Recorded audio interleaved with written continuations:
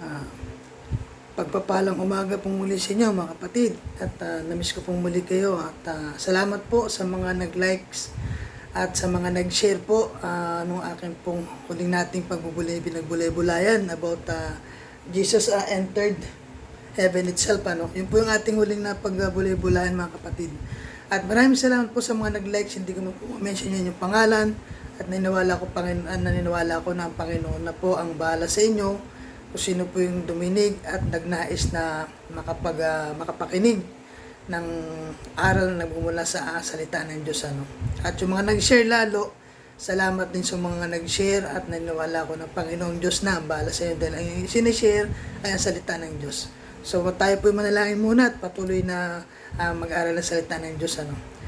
Salamat po o Diyos, patuloy ka namin ng dakila, pinupuri, pinasasalamatan muli sa oras na ito Panginoon, na kung saan Panginoon para po makita namin Panginoon ang iyong salita at marinig namin ang iyong salita, mapag-aralan namin Panginoon, magbulay-bulay sa inyo pong mensahe at patuloy na dinadalain ko Panginoon, inaanyayahan po namin banal na Espiritu, siya pong mangusap sa bawat isa at siya po ang bilang magsasalita, gamitin niyo na po yung abang lingkod bilang daloy na pong banal na salita at buksan ang puso't isipan ng mga kapatid na nakikinig nito at na pumasok ito sa kanilang pintuan, sa kanilang puso at maipamuhay nila ito. At lahat na ito, binabalik mo namin sa inyong pangalan lang po ang inyong maitaas, wala pong iba, sa pangalan po ng Panginoon Kristo at pagligtas sa talusang gabay ng Banal Espiritu Santo. Amen. So mga kapatid, narito pong muli tangan para magbuli-buli sa salita ng ating Panginoong Jesus at muli at meron tayong ibigay na pag-aaral. Ang ating pong mapagbulay-bulayan ay isa lang pong munang katanungan na kung saan meron po ba kayong background about sa tungkol po doon sa ito po yung question what is shepherd to you? Una po at pangalawa na what can do shepherd to you? At pangatlo po who is the true shepherd? Ito pong isang talinhaga nito or parables ay ginamit po muli ito ng ating Panginoon Kristo about the shepherd. Ito po yung tungkol doon sa isang kumbaga sa Tagalog, ang shepherd po ay isang pastol, pero doon po sa Biblia nakita ko po sa King James, ang ginamit po doon ay sa dictionary nakita ko rin po ang pastol daw po ay pastor. Isa po itong pastol or pastor. Nakita ko po rin sa English Tagalog, nakita ko po rin ang shepherd. Tapos tungkol po doon sa sa ibang Bible versus sa ibang Bible sa NIV at saka sa Magandang Balita, ito po ay pastol. So ito po ay pastol, ang shepherd, yun po yung ibig sabihin doon, yun po yung kasagutan doon. So ngayon ito po yung ating pagbubulay-bulayan, ano naman kaya magagawa na isang pastol pag ikaw isang pastol, meron kang inaalagaan. Ito ay ang pastol ito ay yung mga tupa. At yung mga tupa naman yun sumusunod o yun yung ating mapagbubulay-bulayan sa isang pastol. Ang ating pong title is Jesus Christ is the true shepherd. So yun po yung ating pong pagbubulay-bulay mga kapatid. Ang ating pong topic ay may kita po natin, ang ating pong verse and chapter may kita po natin sa John 10, actually 10, 1 to 8. Gusto po kayo ang magbasa nito, pero sige po, basahin natin kasi sayang po yung oras, pagbabasahin natin lahat. Pero ating pong pinaka-main na topic, doon po natin kinuha ito sa John 10:11. Ang sinabi po roon sa John 10:11, ito po may kikita natin sa John 10:11. Akin itong binabasa ng NIV, yung International Version po muli, mga kapatid. At sinabi po rin ito sa 10:11, sabi po rito is, I am the good shepherd lays down his life for the sheep. So, yun po yung ating pinaka-main teksto. So, ang una po rito ating pinaka-main na topic at pag-usapan ay ito po yung sinasabi na meron po itong binanggit na, sige basahin po muna natin para malaman natin from chapter 10 po ng John verse 1 to 18 po ito. Very truly I tell you, you Pharisee, anyone who does not enter the sheep pen by the gate but climbs in by some other ways is a thief and robber. And 2, the one who enters by the gate is the shepherd of the sheep. And 3, the gatekeeper opens the gate for him, and the sheep listen to his voice. He calls his own sheep by name and leads them out. And then 4, when he has brought out all his own, he goes on ahead of them, and his sheep follow him because they know his voice. But they will never follow a stranger. In fact, they will run away from him because they do not recognize a stranger voice. Jesus uses figure of speed, but the Pharisees did not understand what he was telling them. Then therefore Jesus said again, very truly I tell you, I am the gate for the sheep. All who have come before me are thieves and robbers, but the sheep have not listened to them. I am the gate. Whoever enters through me will be saved. They will come in and go out and find pasture. The thief comes only to steal, and that they may have life and have it to the full. And then 11, I am good shepherd. The good shepherd lays down his life for the sheep. And sa 12, the hired hands had not the shepherd and does not own the sheep. So when he sees the wolf coming, he abandons the sheep and runs away. Then the wolf attacks the flock and scatters it. And 13, the man runs away because he is a hired hand and cares nothing for the sheep. And 14, I am the good shepherd. I know my sheep, and my sheep show me. And 15, just as the Father knows me, and I know the Father, and I lay down my life for the sheep. I have other sheep that are not of this sheep pen. I must bring them also. They too will listen to my voice, and there shall be one flock and one shepherd. The reason my Father loves me is that I lay down my life. I only take it up again. No one takes it from me, but I lay it down of my own accord. I have authority to lay it down and authority to take it up again. This command I received from my Father. So ito po yung ating binasa. Mabot po ng 7 minutes mga kapatid. From chapter 10 ng John 1 to 18. So dun po tayo sa mag-focus sa ang ating pong main topic doon is nakita po natin doon, ang ating pag-usapan doon ay una yung the thief, at yung pangalawa nabanggit po doon yung sheep, at saka po yung gatekeeper. Tapos saka na lang po natin pagbubulay-bulay yung other teaching, ano mga kapatid.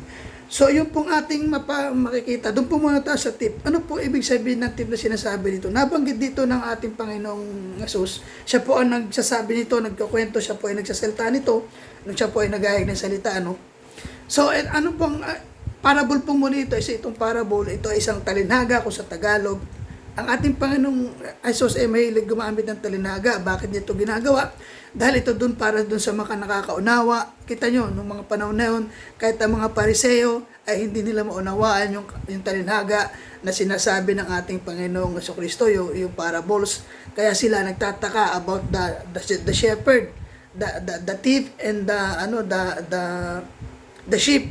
Tapos may nabanggit pa rin na sheep pen, So ito po yung ating una, yung tip na sinasabi rito. Ang tip po na sinasabi rito sa isang pastulan po ganito. Ang sabi po roon, kasi kapag ikaw nag-aalaga ka ng isang sheep sa isang kawan ng sheep, alam mo, kilala ka nung sheep na sinasabi. Nagtrabaho po ako sa Middle East. Nakita ko po ron yung mga nag-aalaga po ng mga tupa. Totoo nga yun na talagang kilala nila yung mga nag-aalaga sa kanila. Kasi meron silang ginagawa minsan na nagsasalita yung isang pastor, at pag nagsalita siya o alimbawa mayroong isang sign o isang pito o basta isang boses lang, agad na tumatalima yung mga tupa, talagang sumusunod sa kanya. Minsan tinataas niya lang yung kanyang kamay, at ang suot nila, alam niyo kasi yung mga pastol doon, ang suot talaga din ay talagang puti, buong puti yun, na parang mula paa hanggang, mula ulo hanggang, mula dito leeg hanggang doon sa tube tawag doon, tube, doon sa tube dress hanggang sa paa. So, gumaganon lang po yun at yung mga tupa po ay talaga pag siya sinusundan, siya po yung sinusundan ng mga tupa. Kaya nakita na po ako talaga niyan. Tapos, kung saan niya pinapapunta doon, sumusunod lang sila. Kaya yun po yung ibig sabihin dito. Ngayon, ang pinapakita rito mga kapatid, ang isa pong sinabi rito na tip, meron pong isang tip na ginagawa rito, yung nagnanakaw ng tupa. Kahit hanggang ng mga panahon na yun, talagang nangyayari yun, yung mga magnanakaw ng tupa, no? Kaya yun po yung mga sinasabi rito na tip, ang ginagawa po ng magnanakaw, kukuha lang sila, depende sa kanila kung anong gusto nilang gawin, pwede na itong paanakin o ano, pero karamihan dito, ginagawa nilang pagkain at kung ano yung pwede rin lang ibenta, yun yung sinasabi rito ng ating Panginoong Jesucristo. Dahil ito, ranas niya ito, alam niya ito dahil naranasan ito, nakikita ito ng ating Panginoon Jesucristo, dahil ang ating Panginoon Jesucristo, ang ating Panginoon, ay alam niya kung ano ang bawat nangyayari, kung bakit niya ito kinakwento. So ito po yun, isa po itong gawain ng isang tip na kung saan yung magnanakaw ng tupa, ito po sinasabi niya, ito po yung hindi totoong pastol na kung saan yan po yung kanyang ginagawa. Ginagawa niya ito, binibenta niya o kaya binabayaran siya para manguha o kaya ito po pinapatay niya itong mga tupa na ito. So ito po yung ibig sabihin dito ng tip na sinasabi. So ano po yung bagay na pwede natin makita ron naman sa ating pamumuhay na sinasabing tip?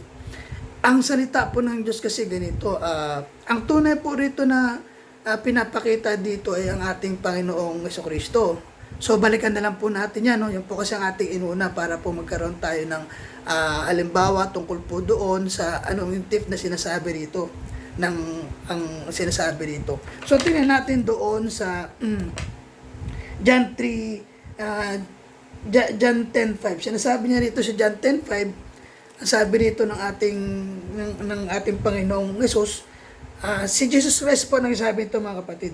Sabi po rito sa 10:5, sabi niya rito, but they will never follow a stranger. In fact, they will run away from him because they do not recognize a stranger's voice. So yun nga mga kapatid na sinasabi ko halimbawa, nakilala ng tupa kung sino talagang tunay na pastol o yung nag-aalaga sa kanya. Kasi hindi ito sa kanya sumusunod. Doon sa mga hindi tunay na pastol na sinasabi dito, no? Kaya yun po yung mga kapatid na hinahalin tulad dito ng ating Panginoong Jesucristo na kahit sa boses pa lang, kilala na ng mga tupa o sa kanyuan, kilala ng mga tupa kung sino yung nag-aalaga sa kanila. So yun po ibig sabihin dito ng ating Panginoong Jesucristo. So ano naman po ito mga ilalagay natin sa ating pamumuhay. No? Ito po ganito lang yung mga kapatid. Ang ating mo pinapangaral ay salita ng Diyos. So saan po ba natin makikita ang salita ng Diyos? Sa Biblia lang po. Wala po iba, kundi doon lang po sa salita ng Diyos. Pag sinabing salita ng Diyos, ito po yun. Ito po yun sa Biblia lang po. So, ngayon, ang mangyayari dito, paano natin malalaman kung ano yung tunay na itinuturo o ating pinagbubulay-bulayan? Ito po ating ginagawa. Nagbabasa tayo ng salita ng Diyos, nag-aaral tayo ng salita ng Diyos, Holy Bible and IB. Yung international version ng ating binabasa. Kung titignan pa rin po natin yan dito sa MBB naman sa Tagalog. At sinasabi po dito sa Tagalog, kaya po mayroon ng Tagalog-English. Para po ako rin, mas lalo ko naunawaan ng Tagalog. Kasi sa English, medyo hirap po ang ibang lingkod.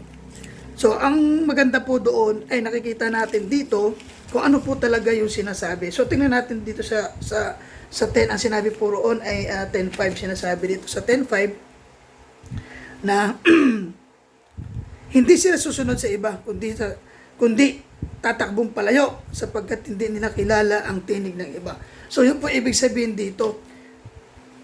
Ang ibig sabihin dito, kailangan nakikilala lang nila ang Panginoong Diyos dito sa salita ng Diyos. Kung sino talaga yung Diyos sa sinasabi. Hindi ito sa gawa-gawa lang ng tao o sa sinasabi lang ng tao. Kaya nga yung ating ginagawa, nag-aaral tayo ng salita ng Diyos. So mga kapatid, abutin ko lang po ito ng 15 minutes po ay ikakatog ko po para po meron tayong part 2, no? O kung abutin ko, saan po tayo abutin. So, yun po yung mga kapatid, para na po sa ito sa ating spiritual life, na kung saan yun pong ating pinag-uusapan ay ang salita ng Diyos. Ang spiritual life po natin ay kailangan makita natin dito po sa salita ng Diyos lamang, hindi po sa tao. Yun po yung pinapakita rito ng ating Panginoon Kristo tungkol po doon sa isang tip o sa isang magnanakaw. So, yun po ang atin nakuha dito mga kapatid. So, ano pa po ang makikita natin dito? Ang isang tip, 15 minutes na po mga kapatid. Part 2 na po tayo.